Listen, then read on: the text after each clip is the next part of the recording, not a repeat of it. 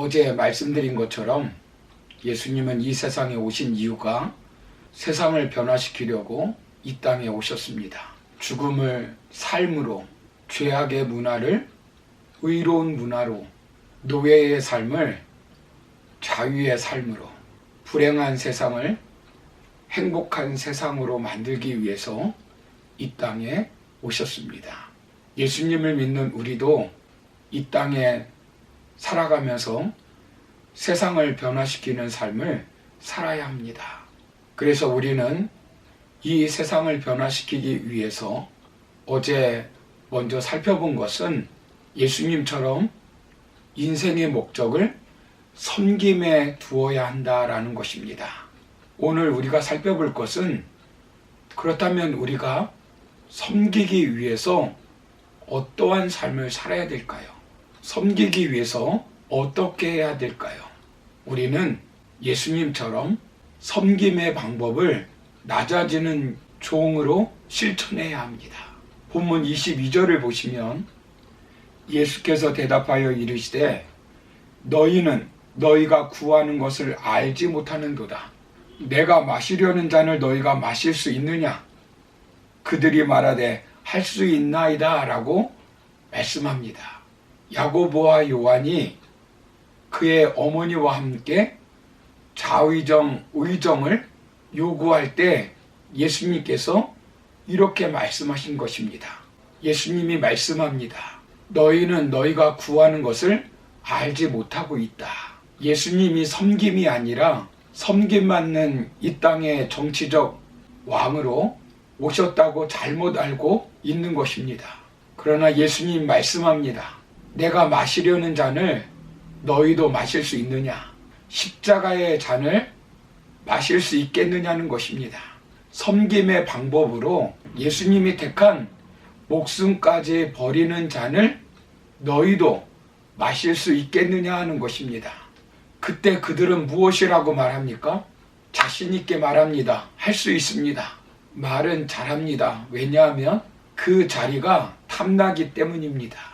그러면서 그 자리에 오르는 희생과 고난, 수고는 회피합니다. 심는 수고 없이 열매만 거두려고 합니다. 그렇게 장담하던 그들은 예수님께서 십자가에 못 박혀 죽으실 때 도망갔습니다. 섬김을 인생의 목적으로 삼았다면 구체적인 삶의 현장에서 실천이 필요합니다. 예수님은 생명을 대속물로 주시기까지 섬김을 실천하셨습니다. 우리를 그 정도 사랑하기 때문입니다. 우리가 자녀를 사랑하기 때문에 돈도 주고 집도 구해줍니다. 그러나 목숨까지 주기는 쉽지 않습니다. 우리 예수님은 우리를 위해 생명까지 주셨습니다. 예수님은 말씀하시고 그대로 실천하셨습니다. 예수님의 놀라운 점은 바로 여기에 있는 것입니다. 희생을 통한 섬김의 실천력입니다. 실제로 고통을 당하면서 십자가에서 죽기까지 섬기셨습니다. 섬김을 위해 희생을 감당하셨습니다. 섬김을 위해 수치를 감당하셨습니다. 섬김을 위해 비난과 조롱을 당하였습니다. 십자가에 돌아가시기 전에 제자들을 모아놓고 그들의 발을 씻겨주셨습니다. 이것은 종들이 하는 것입니다. 그런데 그들의 스승이신 예수님이 그들의 발을 씻기신 것입니다. 그리고 하시는 말씀이 무엇입니까?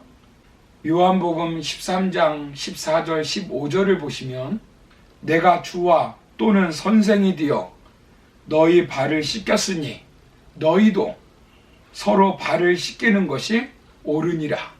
내가 너희에게 행한 것 같이 너희도 행하게 하려 하여 본을 보였노라 라고 말씀합니다. 즉 섬김을 실행하라는 것입니다. 섬김은 머리에서만 있으면 효력이 없습니다. 실행할 때 빛이 되고 향기가 됩니다.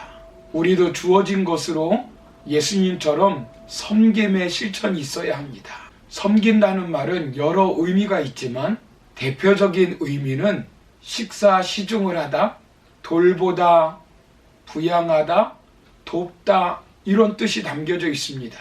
섬기는 것은 자발적으로 자원하여서 하는 것입니다.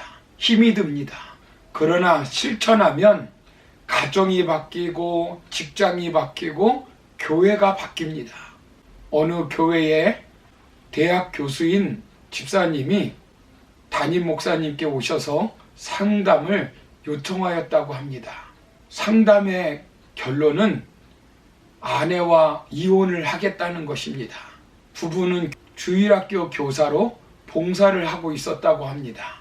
목사님이 그 이유를 물어보니 아내가 부잣집 외동딸이라는 것입니다. 시집을 왔는데 정리를 하나도 할 줄 모른다는 것입니다.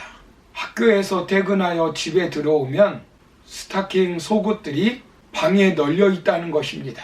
집안이 쓰레기장이라는 것입니다. 13년 동안 참고 살았는데 이제는 도저히 살 수 없다는 것입니다. 아무리 말해도 고치지 않는다는 것입니다. 그래서 이혼을 하겠다는 것입니다. 여러분, 어떻게 해야 이 가정이 천국처럼 편안한 가정이 될 수 있겠습니까? 성숙한 사람이, 알고 있는 사람이 섬겨야 합니다. 그러면 변합니다. 직장도 마찬가지입니다. 교회도 마찬가지입니다. 나라도 마찬가지입니다. 바뀌지 않는다고 원망하고 불평만 하면 바뀌지 않습니다. 섬김은 내 입장에서 하는 것이 아닙니다. 예수님이 우리의 완전한 모습을 보시고 섬겼겠습니까? 예수님은 우리가 죄 가운데 있을 때 십자가에서 못 박혀 죽으셨습니다. 섬김은 남의 입장에 서서 낮아지고 희생하고 돌보는 것입니다. 우리 교회에 보시면 말없이 교회를 섬기는 분들이 많이 있습니다. 매주 교회에 나와서 성전을 청소하는 청년들이 있습니다. 쉽지 않습니다. 사례를 드리지 않지만 지휘자로, 반주자로 말없이 섬기는 사람들이 있습니다. 많은 헌금으로 교회를 세우기 위해 열심히 섬기는 성도님들이 계십니다. 그런 섬김의 성도님들이 있기 때문에 교회가 유지될 수 있는 것입니다. 누가 더 섬김을 받느냐로 경쟁하는 교회가 아니라 누가 더 잘 섬기느냐로 사랑으로 실천하는 교회가 되어야 합니다.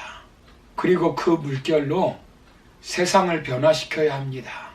우리는 가정에서나 직장에서나 교회에서나 즐겁게 섬김을 실천하는 성도가 되어야 합니다. 섬길 만한 것이 없다고 삶을 자책하고 한탄할 필요가 없습니다.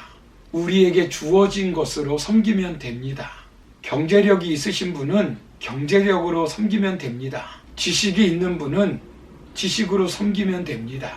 건강이 있으신 분은 건강으로 섬기면 됩니다. 자신에게 익숙한 것, 자신이 가지고 있는 것으로 섬기면 되는 것입니다. 사랑하는 성도 여러분, 우리가 쓰임받는다는 것이 얼마나 기쁘고 행복한 일입니까?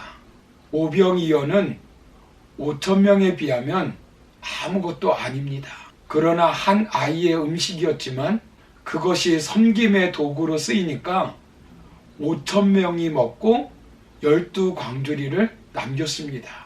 모세의 지팡이 목자로 있을 때 사용했던 것입니다. 익숙한 것입니다. 그러나 그것이 섬김의 도구로 쓰이니까 홍해를 가르는 능력의 지팡이가 되었습니다. 홍해를 가르는 기적을 통해 수많은 사람을 살렸습니다. 아무리 좋은 구슬도 꿰어야 보배가 된다는 말이 있습니다. 우리가 가지고 있는 것으로 실천하지 않으면, 섬기지 않으면 아무 소용이 없습니다.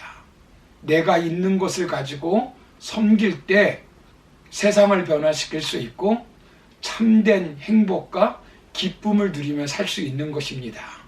그러므로 하나님께서 저와 여러분들에게 주신 것으로 섬김을 실천함으로 가정이 변화되고 교회가 변화되고 여러분의 삶의 현장이 변화되고 이 나라가 변화되는데 작은 미랄의 삶을 살아가는 저와 여러분 다 되기를 주의 이름으로 축원합니다. 감사합니다.